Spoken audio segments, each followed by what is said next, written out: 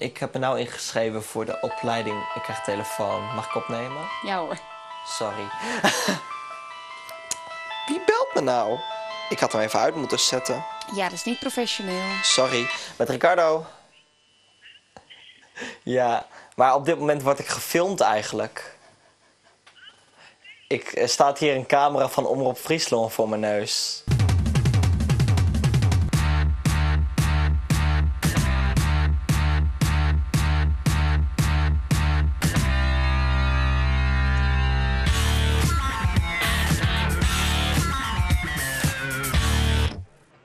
Ricardo Brouwer, zandjenier en theaterbeest uit Kolm. Hij werd zoon als ruwe diamant en een grote belofte voor het theaterwereld.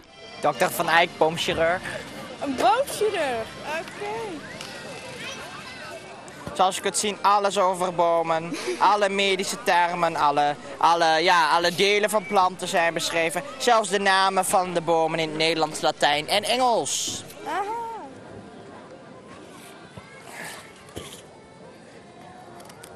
...115.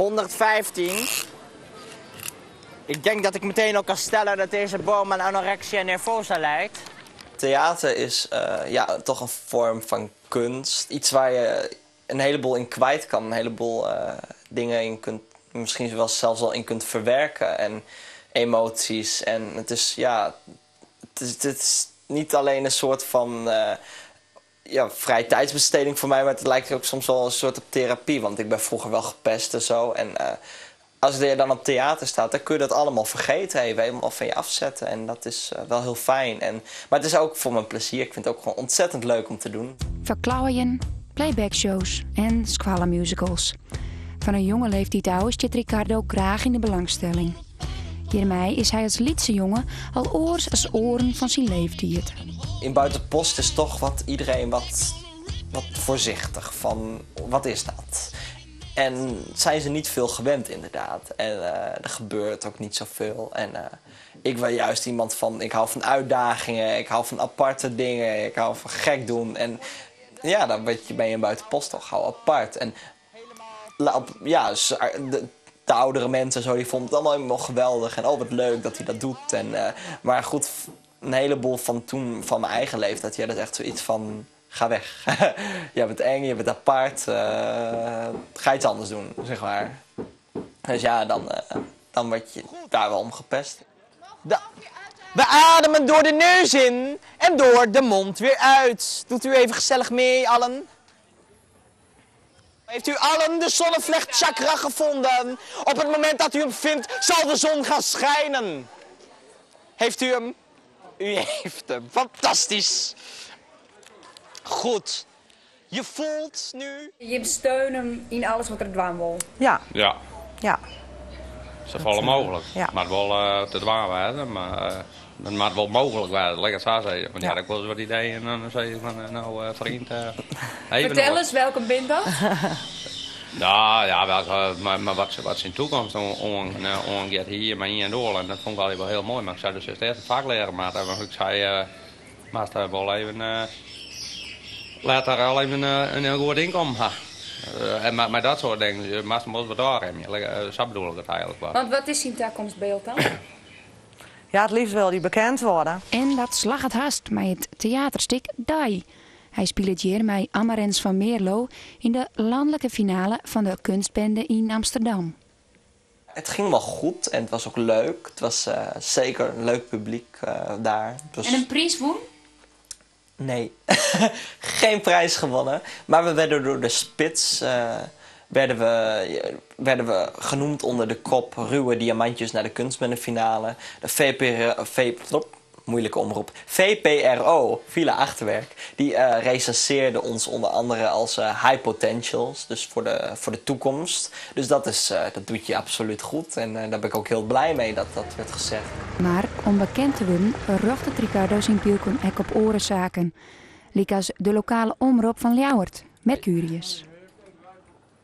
Ik probeer de vragen uit te printen, maar hij werkt niet echt mee. Ik ga het nog een keer proberen.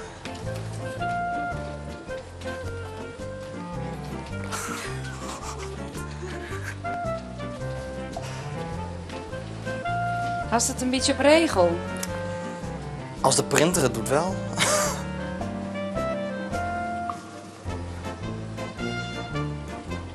Ik snap er niks van. Vormorig niet beschikbaar. Shit.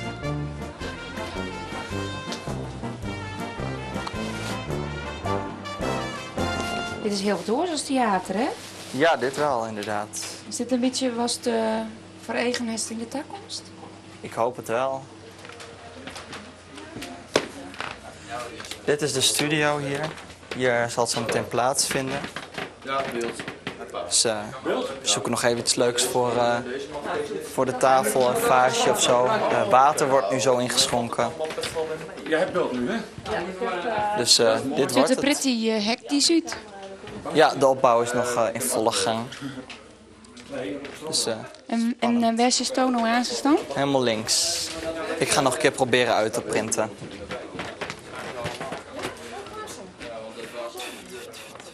En eindelijk is het Safir. Nog wat smink op de kop en dan gaat het on. 1, 2, 3, 4, 5.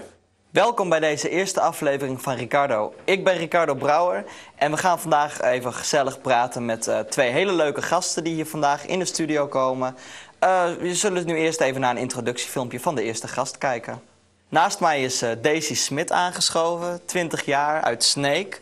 En je hebt meegedaan met het RTL 5-programma Dames in de Dop. Hoe kwam je bij dat programma? Nou, ik zag het op internet staan.